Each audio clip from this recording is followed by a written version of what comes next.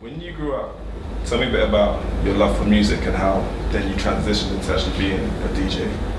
I was a DJ since I was like 12, and then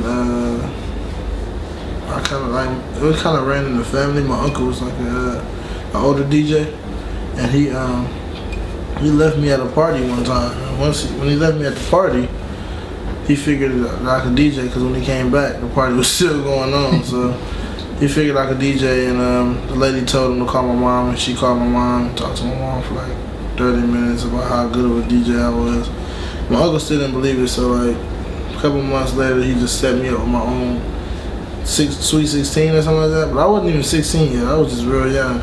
And I just I did that party, and then after that, I did it so good to where all of the people from that school, I became DJs for all their parties. So I started doing all the Sweet 16s, all the schools, all the proms. I was doing proms before I could even go to proms.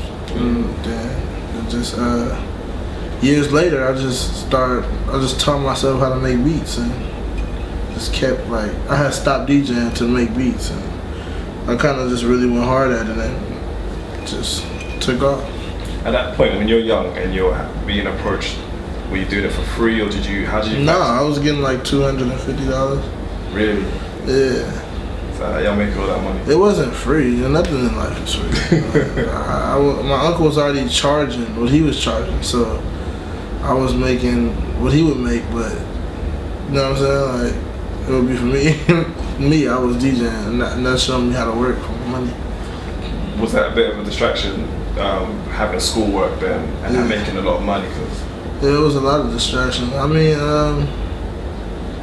I didn't really like school like that. Not to say for everybody else not to go to school or you not to like school, but I just didn't. Like, school is not for some people, and I was one of the people it wasn't for. So I stayed in school to the 12th grade, and then after that, I just kept DJing because that's what I really wanted to do.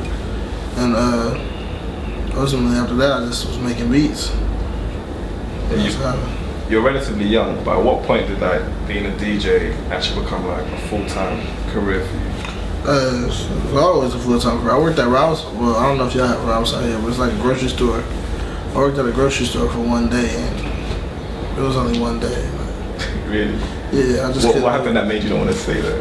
I just didn't see myself pushing baskets around. So I called my mom, she picked me up, but I didn't even tell them I was leaving, I just left.